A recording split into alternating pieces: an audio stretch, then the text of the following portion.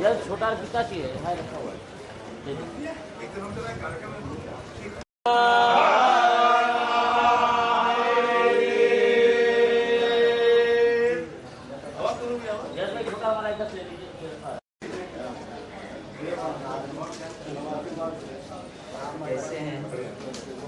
कैसे हैं उधर? उस दिन से गए आपके दर्शन।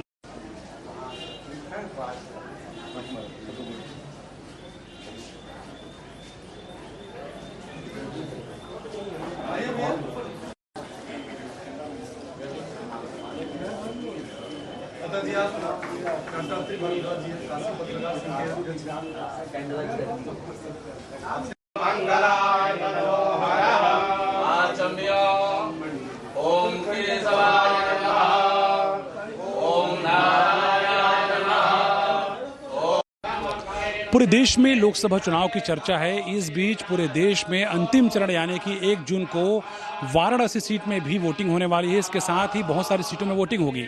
उससे पहले प्रधानमंत्री मोदी और बीजेपी की जीत को लेकर के तरह तरह के आयोजन हो रहे हैं। अभी हम लोग वाराणसी के 80 घाट में हैं, आपको तस्वीरें दिखाते हैं। आप देखिए, यहाँ पर किन्नर महामंडलेश्वर हिमांगी सखी और जो बीजेपी के समर्थक हैं उनके द्वारा एक यज्ञ कराया जा रहा है। इस यज्ञ के जरिए भारतीय जनता पार्टी की जीत को लेकर के और प्रधानमंत्री मोदी एक बार फिर इस क्षेत्र से सांसद बनकर जाएं और देश के प्रधानमंत्री बने, इस कामना के साथ में, इस मनोकामना के साथ में यहाँ पर मंत्रोच्चार के साथ में लगातार यज्ञ हो रहा है। आप तस्वीरों में देखिए, किन्नर महामंडलेश्वर हिमांगी सखी वो जो यज्ञ कर रही हैं। उसके अलावा भारतीय जनता पार्टी के जो यहाँ कार्यकर्ता हैं, नेता हैं, वो सम्मिलित हो रहे हैं और यहाँ के जो पुजारी हैं, पंडित हैं, वो यहाँ पर मंत्रोच्चार के साथ लगातार इस यज्ञ को संपन्न कराने में लगे हुए हैं। इसे आप समझ सकते हैं देश में किस तरह का पूरी तरह से चुनाव का माहौल है।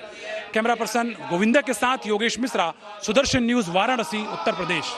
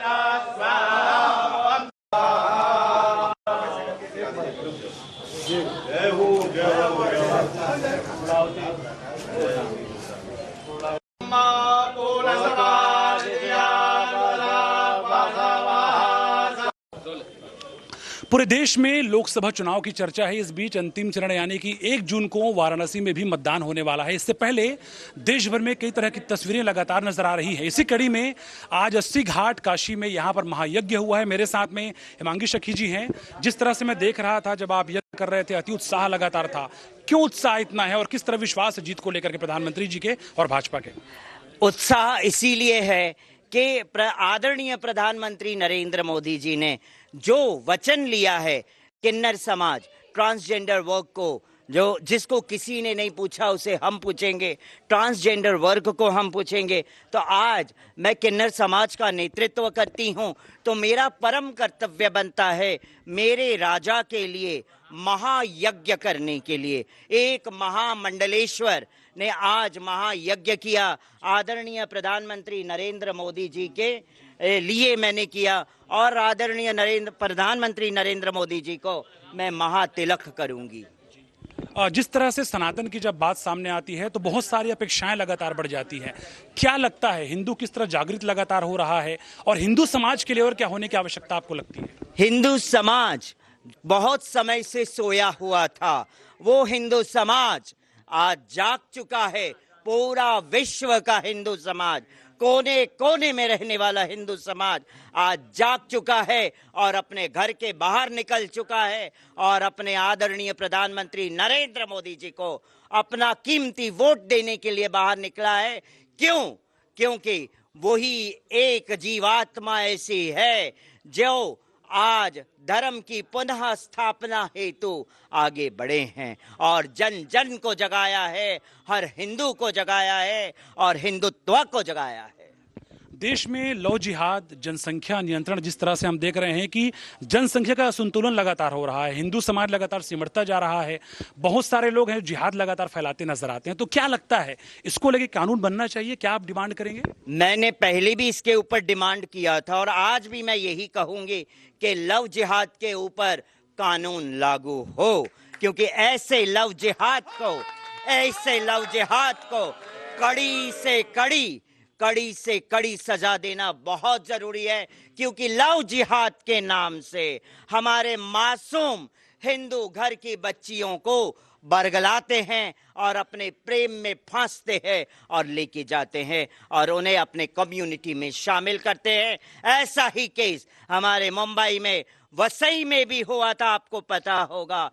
तो उस लव जिहाद के लिए मैंने वसई में महारैली की थी और वहां तांडव किया था मैंने इनके लिए। कुछ अपील करेंगे बेटियों से, हिंदू समाज की बेटियों से, ताकि जिहादियों से वो बच पाएं?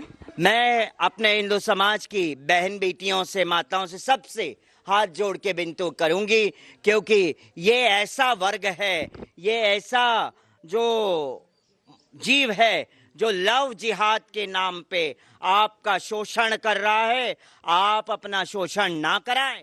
आप समझदार है और आज जागरूक है, पूरा विश्व जागरूक हो चुका है। लव जिहाद के ऊपर मूवी भी बनी है जो आपके ही सुदर्शन चैनल में उसका वो हुआ था, स्पेशल शो हुआ था और हम वहाँ थे तभी। तो वो ये बहुत अच्छी बात है कि लव जिहाद के ऊपर भी मूवी बनी है, लोगों को जागरूकता करने के लिए, अवेयरनेस करने के लिए। आखिरी सवाल है, सुदर्शन न्यूज के प्रधान संपादक लगातार कहते हैं सुरेश चौहाड़के जी कि हम दो, हमारे दो तो सबके दो। जनसंख्या नियंत्रण कानून आवश्यक है भारत देश के लिए, आप समर्थन करती हैं इसका? मैं पूर्ण समर्थन करती हूं। जनसंख्या नियंत्रण कानून लागू हो और वो लागू सबके लिए हो, क्योंकि कई लोग 4-4, 5-5, 10-10 बच्चे पैदा करके छोड़ देते हैं और हम रोड पे, सड़कों पे देखते हैं भीख मांग के अपना भरण पोषण करते हैं। जब आप बच्चों को पालने की ताकत नहीं रखते हो तो आप पैदा ही क्यों करते हो बच्चों को? इसीलिए जनसंख्या नियंत्रण लागू होना चाहिए और खास करके हमारे मुसलमानों को लागू होना चाहिए। तो महादेव का आशीर्वाद मिलेगा प्रधानमंत्री जी? महादेव का महाआशीर्वाद है और महामंडलेश्वर का महाआशीर्वाद है, वो भी किन्नर महामंडलेश्वर हिमांगी सखी का महाआशीर्वाद है। तो महामंडलेश्वर हिमांगी सखी जी हमारे साथ थी और उनका लगातार ये कहना है कि देश में बहुत सारे कानूनों की आवश्यकता है, साथ ही प्रधानमंत्री मोदी और भाजपा की ऐतिहासिक जीत पूरे देश में होने वाली है। कैमरा पर्सन गोविंदा के साथ योगेश मिश्रा, सुदर्शन न्यूज, वाराणसी, उत्तर प्रदेश। सतीश जी ले लीजिएगा फोटो। आज यहाँ पर महायज्ञ हुआ है जी, जिस तरह से पूरी दुनिया की निगाहें वाराणसी को लेकर है, क्या आप लोग की मनोकामना है, यज्ञ के उद्देश्य क्या प्राथमिकता है? देखिए भाई साहब, जैसा आपने कहा कि पूरे विश्व की निगाह काशी पर है। हम सब जानते हैं, विज्ञान भी ये कहता है कि दुनिया की सारी चीज़ें त्रिकोण पर टिकी हैं और काशी एक ऐसा स्थल है जो चौथे कोण पर टिका है, जिसका नाम है प्रज्ञान। तो ज्ञान, विज्ञान और प्रज्ञान, ये ज्ञान की नगरी है। यहाँ से प्रज्ञानी बहुत पैदा हुए, कबीर, रैदास, तुलसी, अनेकों प्रज्ञानी पैदा हुए।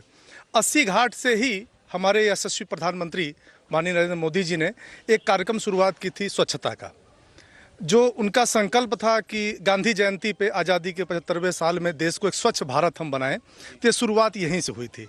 अगर आप देखें तो आज ये एक तपोभूमि बन के निखरी है और इस तपोभूमि पे एक किन्नर महामंडलेश्वर हिमांगी सखी ने संकल्प लिया कि हम यहाँ पर एक यज्ञ ऐसा करेंगे जिसमें देश के महान नायक के महान विजय के लिए महान यज्ञ का आयोजन किया गया और हम सबका सौभाग्य था कि हम सब उसमें सहभागिता दे पाए। तो देश के महान नायक के महान विजय के लिए महायज्ञ का आयोजन किन्नर महामंडलेश्वर हिमांगी सखी द्वारा किया गया और हम अपने बंधु बांधव यहाँ पे सब लोग भारत के प्रधानमंत्री, यशस्वी प्रधानमंत्री को महाविजय दिलाने के लिए कैसे पूरे विश्व को एक संदेश दे, पर्टिकुलर भारत के लोगों को, काशी वासियों को कैसे संदेश दे, अधिक से अधिक मतदान करें। मतदान ही ऐसा दान है जिससे आप अपने सशक्त राष्ट्र का निर्माण कर सकते हैं। परिचय पूरा बताइए। मेरा नाम डॉक्टर जयप्रकाश मिश्रा है। मैं बनारस में मधुमेह व मोटापा रोग विशेषज्ञ के रूप में काम करता हूं। मेरा एक मानना है, जिस तरह से मैंने मधुमेह के लिए एक बीड़ा उठाया है कि जन जन को जगाना है, अब मधुमेह को भगाना है और भारत को बचाना है, ये मेरा मुख्य उद्देश्य रहता है। वैसे ही मैं चाहता हूं कि हर मतदाता जागरूक हो। ये बड़ा कष्ट मुझे होता है जब मैं पढ़ता हूं अखबारों में कि 50% मतदान हुआ, कम मतदान हुआ। दिल दुखता है कि मतदान ही ऐसा दान है जिससे आप देश को मजबूत बना सकते हैं और विश्व को खोया हुआ, विश्व में भारत का खोया हुआ गौरव यशस्वी प्रधानमंत्री माननीय नरेंद्र मोदी जी के माध्यम से विश्व में भारत को दिलवा सकते हैं। बहुत बहुत आभार सुदर्शन न्यूज चैनल का, बहुत बहुत धन्यवाद। धर्म के प्रति चलने वाले व्यक्ति चाहिए, तो धर्म ही होगा तभी आर्थिक विकास होगा। ये बड़ी मूल बात है जो लोग समझते नहीं हैं। और धर्म जो है वो सभी को समाहित कर लेने का स्वरूप है।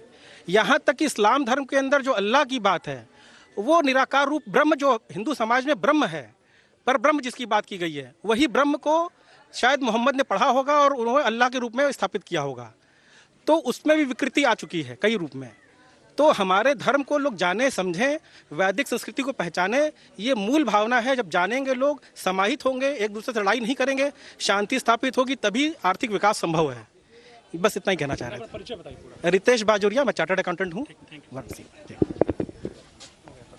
होगा तब ना किस्त भरेंगे, ईएमआई भरेंगे। एक भी व्यक्ति कह दे कि हमारा 10 दिन से टोटो टेम्पो खड़ा है, किसी का भी नहीं खड़ा है। एक समझिए नौकरी वाले से ज़्यादा इनकम यहाँ पे जो है, जो यहाँ पे घाटों पर जो चाय बेच रहे हैं, जो नाश्ते बेच रहे हैं, जो टेम्पो चला रहे हैं, उनकी इनकम है। एक दिन में एक टोटो टेम्पो ना 1000 से 1500 कमा रहा है। और लोग कह रहे हैं महंगाई बढ़ गई। कोई एक भी महंगाई नहीं बढ़ी है। ये सिर्फ मुद्दों से भटकाने वाली बात है। और इन्होंने, मोदी जी ने सनातन के लिए बहुत ही अच्छा काम किया। हम लोग इसके लिए बड़ी आभारी हैं। मतलब हर व्यक्ति आभारी है। अगर मतलब कहा जाए तो भले वो कांग्रेस का झंडा पकड़ रहा है लेकिन मार रहा है वोट मोदी जी को।